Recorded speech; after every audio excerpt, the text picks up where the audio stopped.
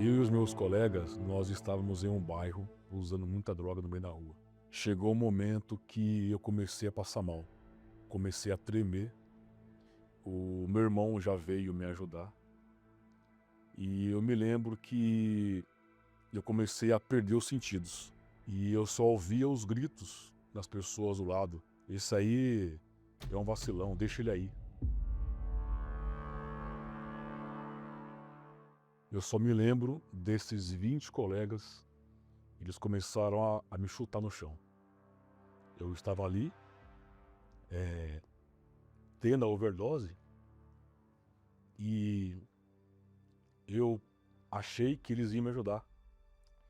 Até que o meu irmão, ele conseguiu me tirar dessa roda e por volta de 6 da manhã eu consegui acordar. Eu fiquei esse tempo todo, essa madrugada toda, fora de mim. Eu não conseguia reagir, o meu corpo não reagia. Eu vim de uma família onde era eu, a minha mãe, o meu pai e a minha irmã mais nova que eu. E o meu pai, ele infelizmente se envolveu com o vício do álcool e do cigarro. E quando eu tinha 11 anos, o meu pai, ele veio a falecer. Justamente em decorrência desses vícios que ele tinha. Ao invés de eu olhar para aquilo e pensar comigo, não farei igual, né, o meu pai, infelizmente, ele deu esse mau exemplo. Foi o contrário. Então, com 11 anos, eu comecei a usar drogas. Eu estava tão viciado que muitas das vezes, no horário do almoço do serviço, eu dava um jeito de sair do trabalho e usar a maconha. Todo mundo aparentemente queria estar perto de mim, porque eu era a pessoa que trazia ali aquela alegria com as piadas, as brincadeiras e etc. Mas quando eu ia para minha casa, quando eu colocava a minha cabeça no travesseiro, vinha aquela dor, a vontade de morrer, a vontade de me matar. Em cada bairro tinha um apelido. Eu cheguei a ter 7, 8 apelidos ao mesmo tempo, em cada bairro. Mas o apelido que mais marcou a minha juventude foi o apelido de Diabo. Esse apelido que mais me marcou, que foi o Diabo, era porque não tinha tempo ruim. Então, para as pessoas de fora, eu era uma pessoa muito forte, pessoa oponente, uma pessoa que não via nenhuma dificuldade para fazer nada, corajoso ao extremo. Porém, dentro da minha alma, também era o extremo do vazio, da necessidade de ter alguma coisa. Eu achava, na minha concepção, eu tinha certeza que eu era um caso perdido. Eu não tinha nenhuma perspectiva de ser alguém na vida, de crescer e ter uma família. Foi então que eu recebi um convite para ir até a Igreja Universal. Eu não conhecia a igreja, me convidaram. Quando eu cheguei na Igreja Universal pela primeira vez, eu percebi algo diferente. Um silêncio, uma paz. E quando eu sentei no banco, eu olhei para o altar. A primeira coisa que me chamou a atenção, eu vi a cruz, mas a cruz sem nada. Eu falei, que estava comigo, falei, mas tem algo errado não? Ali não tem um corpo ali com sangue? A pessoa me disse, não, ele morreu na cruz, mas não está mais ali. Ele ressuscitou, ele vive. Eu falei, interessante. Não entendi muito, mas achei bem interessante.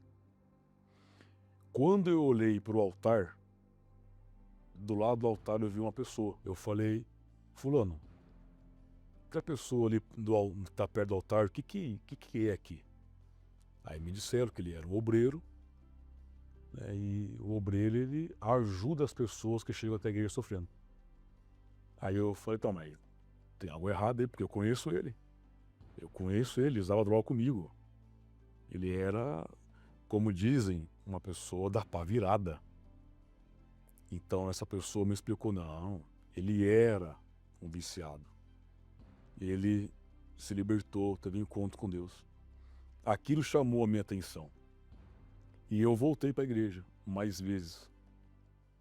Depois de 1 mês e meio, ouvindo a palavra na igreja, participando das reuniões, uma palavra que eu ouvi mudou a minha visão. Eu outrora me achava correto, eu entendi que eu tinha que me arrepender. Então eu percebi aquela tristeza na minha alma porque eu estava longe de Deus. Então eu ouvi a palavra do batismo do arrependimento. Foi então que eu tomei a decisão de me divorciar do mundo. Eu dei as costas para o mundo 100%. Foi uma guinada de 180 graus. Eu andava para um sentido, eu fui para o outro. E eu permaneci na fé, porque eu entendi que eu tinha que receber agora o selo, o batismo com o Espírito Santo. Então eu me empenhei, eu jejuei, eu batalhei, eu fiz propósito com Deus de madrugada, as orações, clamei a Deus e em uma reunião eu entreguei para Deus todos os meus sonhos. E eu disse, meu Deus, até agora eu vivi a minha vida do meu jeito. De hoje em diante vai ser como o Senhor quer. O Senhor vai ser o dono da minha vida, o Senhor vai ser o dono da minha cabeça. Então naquele dia eu recebi o Espírito Santo, fui selado.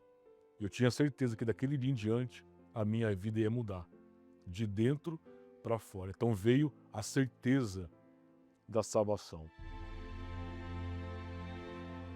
Mudou tudo, as minhas ideias, meus sonhos, e eu permaneci na fé.